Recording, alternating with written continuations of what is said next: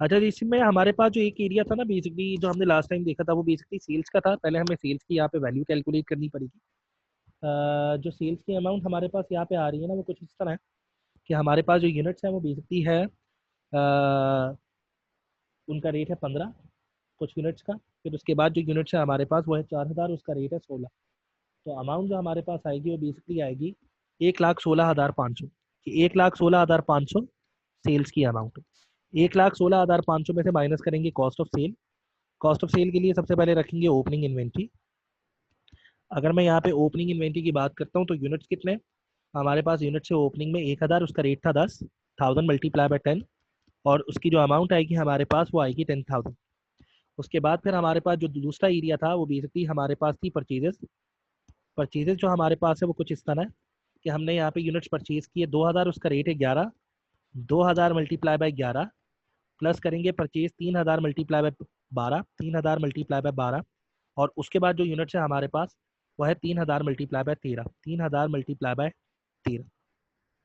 तो यहाँ पे जो अमाउंट आ रही है वो बेसिकली आ रही है 96,000, सॉरी, जो अमाउंट यहाँ पे हमारे पास आ रही है वो आ रही है 97,000, 97,000।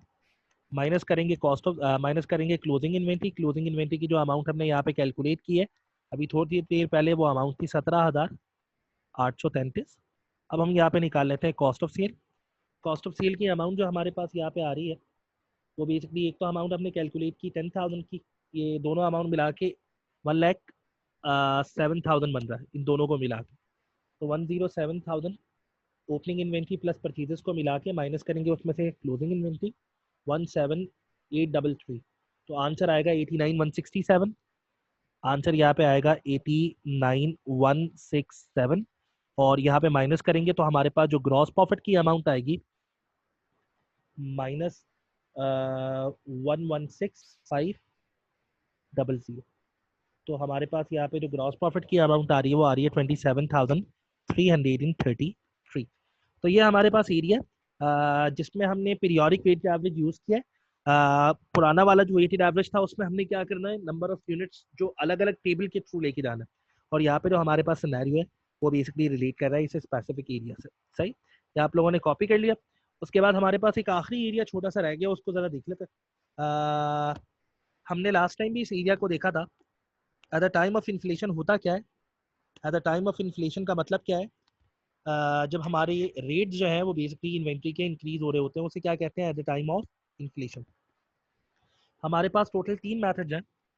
पहला मैथड जो हमारे पास है वो है फीफो, दूसरा मैथड हमारे पास होता है एफको, और तीसरा मैथड हमारे पास होता है जिसको हम कहते हैं लीफो। फीफो, एफको और लीफो। पहले हम बात कर लेते हैं at the time of inflation. Closing inventory की अमाउंट, अगर हम क्लोजिंग इन्वेंट्री की बात करेंगे तो क्लोजिंग इन्वेंट्री हाईएस्ट आएगी किसमें? फीफो में। मॉडरेट आएगी किसमें? एफको में।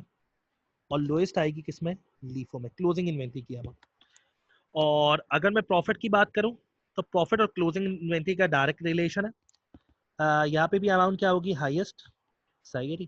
यहाँ पे अमाउंट होगी मॉडरेट, और यहाँ पे अमाउंट होगी लोएस्ट। ये कौन सी अमाउंट है? ये बेसिकली क्लोजिंग इन्वेंट्री प्रॉफिट है। अगर मैं यहाँ पे क्लोजिंग इन्वेंट्री प्रॉफिट के बाद मैं यहाँ पे बात करता हूँ कॉस्ट ऑफ सेल की, तो ये बात याद रखना, कॉस्ट ऑफ सेल, प्रॉफिट अगर हाईएस्ट है तो कॉस्ट ऑफ सेल क्या होगी? लोएस्ट। यहाँ पे सारी चीज़ें मॉडरेट चल रही है तो ये भी मॉडरेट होगा। और फिर हमारे पास जो अमाउंट आएगी यहाँ पे वो आएगी हाईएस्ट। तो ये आपके पास सिंपल सा एरिया, जो हमने लास्ट टाइम कुछ एरियाज देखे हुए थे और कुछ एरियाज को इस दफ़ा कंप्लीट किया, तो ये हमारे पास कंप्लीट एरियाज बन रहा है। सही है। इसके ऊपर आपने वर्किंग करनी है। किट की सोल्यूशन जो है वो पोर्टल के ऊपर अवेलेबल है। इसके बाद फिर आप किट देखेंगे और किट को सॉल्व करेंगे।